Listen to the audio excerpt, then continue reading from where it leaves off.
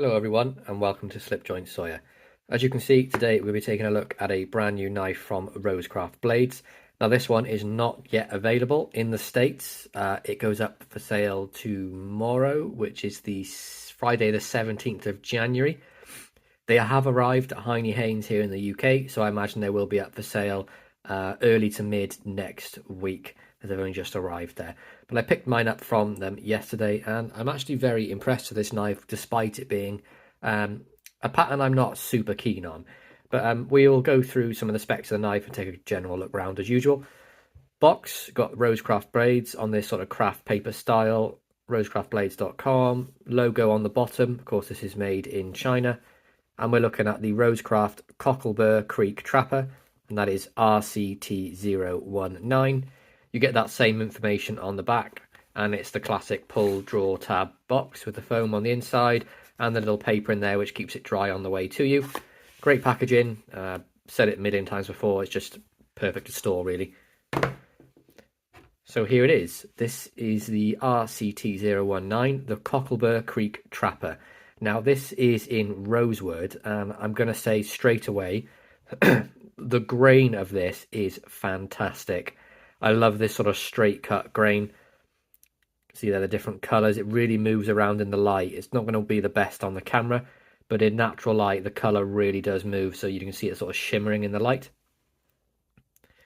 On the back again, you can see that more of that wonderful grain. There's just something really attractive about a wooden handle. It's become my preference for a lot of knives, whether I'm picking up older knives or new knives. If there's a wooden handle option, I'm going to go for it.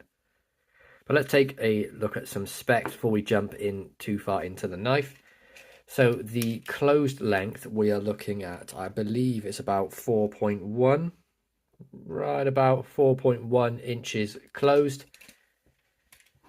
It is a two-layer design, so it's a take, or Andy's take on a traditional trapper style knife. Externals then, we have the lined bolsters, which are stainless steel and integral of the knife. By that I mean the bolster and the top liner underneath the wood is all one piece. But then of course, as it's two layers, you get the stainless steel liner running down the middle of the knife. Fit and finish, nothing really ever to comment on a RoseCraft knife. I'm yet to have a bad one.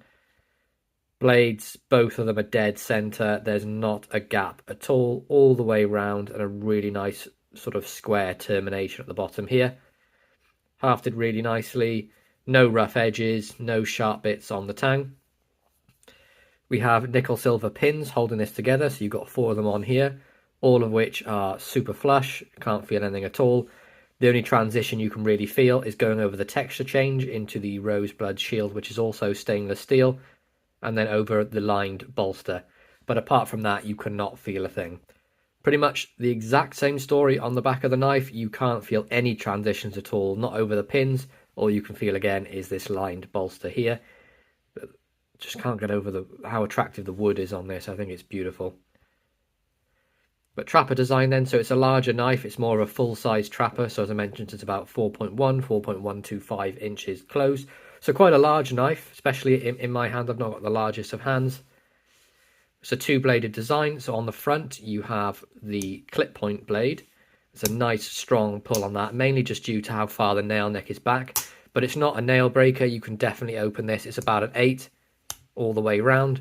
But of course, if the nail nick was further down the blade, it would be an easier pull. Now this really reminds me of the clip point from the Cane Creek Jack. It's sort of that long, slender, straight clip with the swedge at the top there. See, we've got the RoseCraft tang stamp. And on the back, we have the etch of Andy Armstrong's Maker's Mark, D2 steel, and RCT019. The edge is perfect all the way around. There's nothing to say about it, really. It's razor sharp, as you'd expect, like scary sharp. Nice sort of sturdy point on the end, not too delicate, but not too thick. And you can see that nice clean nail neck on there as well, deep enough to get your thumbnail into without any concerns that you're going to slip out of it.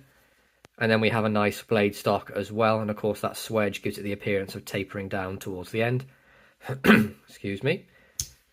Nice crisp into the half stop, nice snap into the close, and very affirmative on the open. Really comfortable in the hand, even for a larger size knife. Even for me, this is a comfortable one to hold.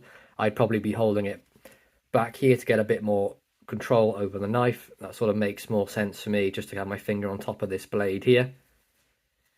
Now, this is not going to be a UK legal carry, as the blade length, I believe, is just over 3 inches. I think it's more towards 3.25, which it is. It's pretty much dead on 3.25 full blade, but the cutting edge is, let's measure it from the top, it's probably a bit easier.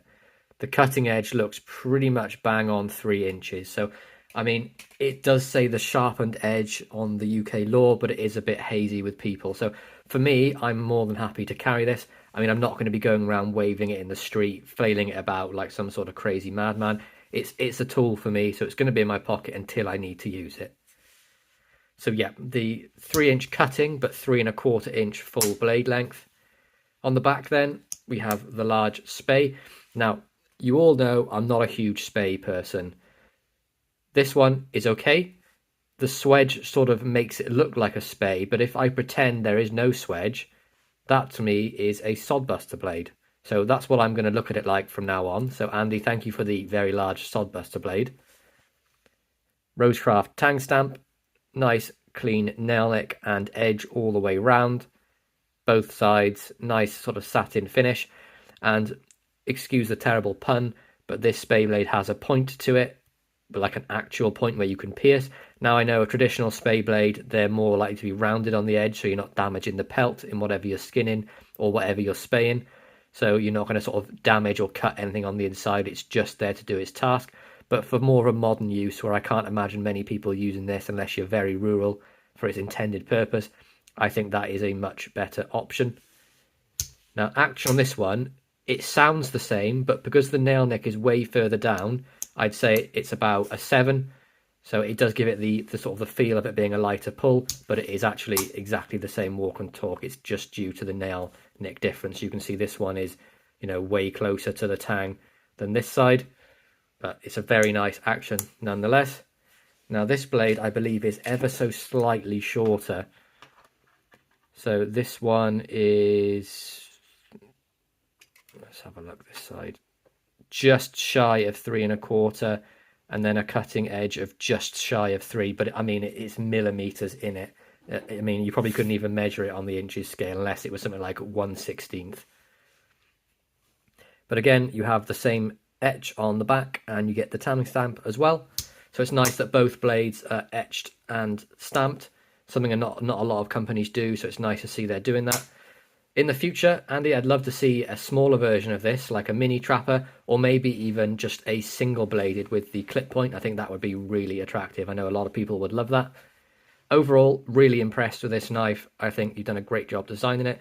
The actions, as everything as you'd expect from RoseCraft, are perfect. Just really wish it wasn't a giant Spey, but you know, I can't have everything. I do have a nice attractive clip point on there, which is going to be my main go-to blade.